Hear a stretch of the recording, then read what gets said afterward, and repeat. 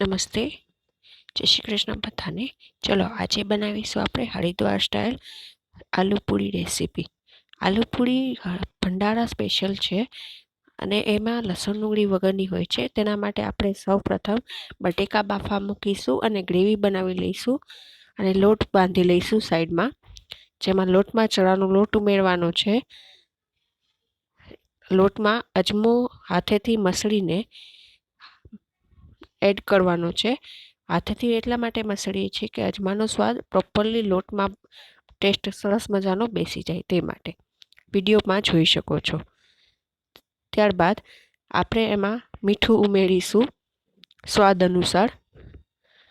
મીઠું ઉમેરાય ત્યારબાદ મોણમાં તેલ નાખીને લોટ બાંધીશું, જેમ કે આપ વિડીયોમાં જોઈ શકો છો। ન કઠણ ના ઢીલો તેવી રીતના લોટ બાંધવાનો છે, જેમ કે વિડીયોમાં જોઈ શકો છો।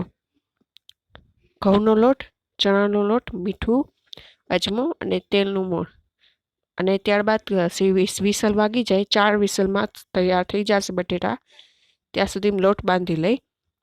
હવે ટમેટા, મરચાં અને આદુની ગ્રેવી કરી લેવાની છે। લોટ સાઈડમાં મૂકી બટેટા ફોલવા મૂકી દેવાના છે।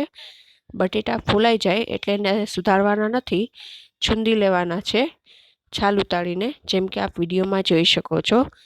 બટેટા 4 સીટીમાં તૈયાર થઈ ગયા છે।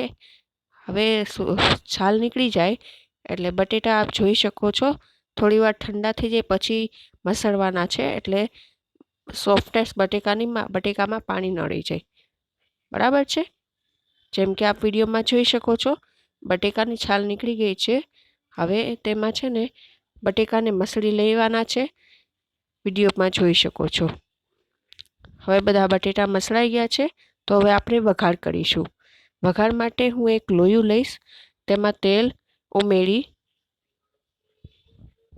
એઝ પર રિક્વાયરમેન્ટ તેલ એડ કરવાનું છે, જેમ કે વિડીયોમાં જોઈ શકો છો।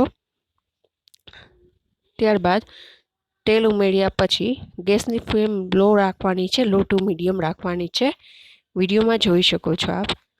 અને આપ મારી ચેનલ સબસ્ક્રાઈબ કરવાનું ભૂલતા નહીં।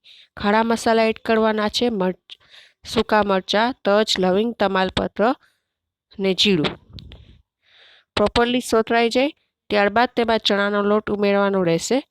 ચણાનો લોટ લમ્સ ન રહી જાય એવી રીતે પ્રોપરલી તેલમાં શેકી લેવાનો છે, મીન્સ કે એકદમ સરસ રીતે ભળી જવો જોઈએ મસાલો, તેલમાં સોતરાઈ જવો જોઈએ એવી રીતે ઉમેરશું અને હલાવતા રહીશું ધીમા તાપે, જેમ કે વિડીયોમાં જોઈ શકો છો। આપને અમારી રેસીપી ગમે તો લાઇક, શેર, સબસ્ક્રાઈબ કરવાનું ભૂલતા નહીં। હવે કસૂરી મેથી નાખી દેવાની છે હાથેથી મસળીને, ત્યારબાદ ધીમા તાપે હલાવતા રહેવાની છે મિક્સ થઈ જાય ત્યાં સુધી। આપ એ બી કોમેન્ટમાં લખજો કે આપને અમારી રેસીપી પસંદ આવી છે કે નહીં। મસાલો ભળી જાય ત્યારબાદ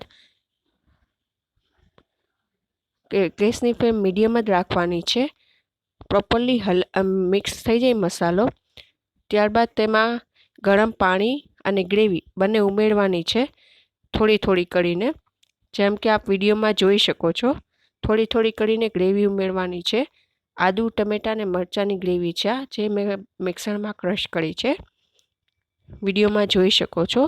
હવે તેલ છૂટું પડે ત્યાં સુધીમાં ગરમ પાણી સાઈડમાં મેં કર્યું છે, એ પાણીમાં ઉમેરશું। તેનાથી ગ્રેવીમાં તેલ સરસ છૂટું પડવા મળશે અને સ્વાદ પણ બેસવા મળશે।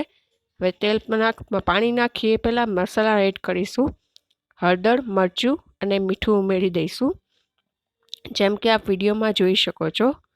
હળદર, મરચું, મીઠું એડ થઈ ગયા પછી મિક્સ મસાલો કરી લેવાનો છે પ્રોપર।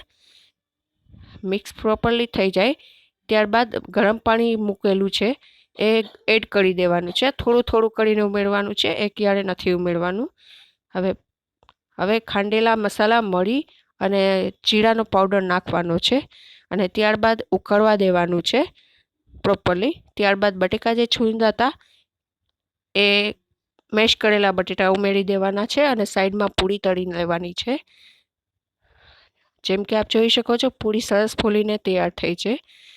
અને શાક ચડી રહ્યું છે તો એમાં હવે કોથમરી છાંટી દઈશું ભંડારા સ્ટાઇલ અને આલુ ભંડારા કી સ્ટાઇલ સબ્જી પૂરી તૈયાર છે.